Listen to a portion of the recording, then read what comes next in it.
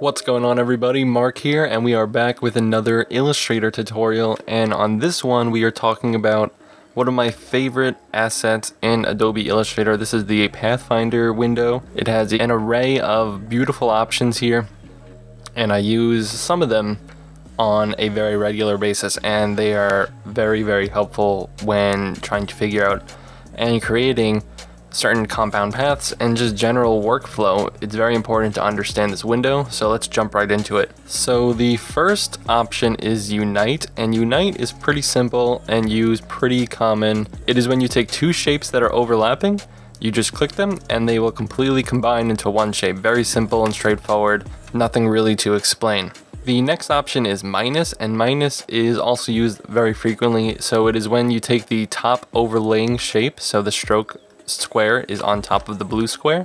We select them both, and then what you're going to do is you're going to do minus, and then what it does is it subtracts and deletes the overlapping shape on the background shape, creating this new right angle shape. So if I were to fill this stroke, it also gets rid of strokes too when you do this. So if I were to fill this square and we do it again to make it a little easier to see, it like deletes, chops that out and deletes the front shape. So this is what you're left with. Intersect is going to be our next feature, which is right here, and this is going to take the intersecting part, so this inner square here that I'm outlining with my cursor is going to be the only thing remaining when we click that. So you see I undid that, take the square, hit the intersect button, and you are left with a middle piece. Very helpful. The next option is going to be exclude, and what that is going to do, it is going to take the top and bottom overlapping shapes, and we could see that right here is the outside of this square, and right in this right angle area is the outside of this square. So when we hit this button, you'll understand what I'm talking about, and we hit it.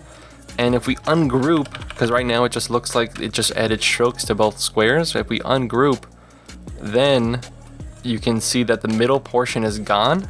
So the two right angle shapes on the outside of the intersecting paths are the only things left. So we can see, look, we've broken apart this middle piece. We deleted the middle piece and are left with the outside non-intersecting pieces.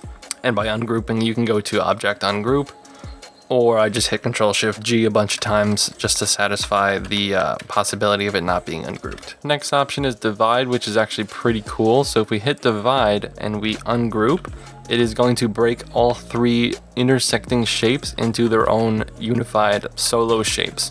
So that's pretty helpful if you wanted to, let's say, go in and individually, I don't know, mess with the colors on this shape somehow, or break things into many different shapes. It's a good option to mess around with. You can see the possibilities just from that. So trim as our next setting is very interesting and useful as well. It will really not work with the strokes. Let me do Shift X so I could just swap the fill with the stroke. So now we have two fills here.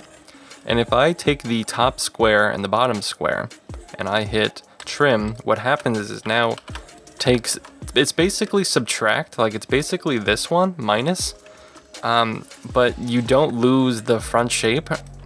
And that's pretty much it, because on the other one, let me go undo this. So if I were to do minus, the front shape disappears and I'm left with that. If I were to do trim, it's kind of the same thing, but I'm left with two shapes when I ungroup. Now, trim has also another feature. So if you're familiar with masking in Illustrator, so if you take an overlapping square in another shape, or any shape overlapping with another, if you highlight them both and hit Control-7, you're going to hide the background shape within the bounds of the front shape. And why this is important, if I were to trim on bleed for printing, which is very helpful. In this case, if I were to hit trim right now, right, with the mask to stay on topic, if I hit trim, it deletes my mask and now I'm just left with the middle shape. So I use this all the time to clean up my work or just to fix things. It's a very helpful technique to use the mask and trim. So the next setting I rarely use, but it is merge, and merge is kind of stupid in my opinion, but it's basically trim when the objects are different colors. So now I have two different shapes, but the thing is, if they were like the same color, and if this one had a stroke, let's say, I don't know, I'm just trying to add a stroke here, make it bigger so you can see. So if I had the same color with the stroke would be deleted and the two shapes would be merged, but like this is just the same as doing this. It just keeps the stroke. So I mean, like, if they really needed a whole new setting for that, fine. I really never clicked that one, so moving on. So crop is kind of cool. It's very similar to a clipping mask, but the only difference is, so if I were to select these two overlapping shapes and I hit crop, it's gonna seem like I have a mask here. But if I were to delete these points in the real mask, I would have my full shape again, like the whole shape would come back. But in this case, it's just gone, and this outline is left to do whatever you want with it. So to use that to your own ability, I'm not sure, you know, why you wouldn't just hit Control-7 like I just did. So if I were to delete the mask here, the whole shape were to come back. I usually go that route. But crop is kind of cool. I mean, it keeps everything vector and it makes it one step really fast. To each their own, you know, moving on. So this one is outline, and outline is pretty cool because what we can do is we can take two overlapping shapes, and if we hit outline, oh, that's crop. If we hit outline, then what we get, if I just source this color here, is that we get completely divided lines. Now, if I were to ungroup this, we can now break apart all these four sectors into basically just a stroke, and it's all connected on these shapes. And you know, you could use that somewhere, but moving on again. And lastly, the minus back section is basically the minus front section, but the opposite. So if you don't feel like arranging the shapes from front to back, what you can do is you could just hit minus back, and it just simply takes the front section that's not intersecting, as opposed to the minus front, it does the opposite, you can see. And people, that is pretty much it for the Pathfinder tool. It is one of my favorite tools. Cannot get enough of opening it up. I just love staring at these squares over here.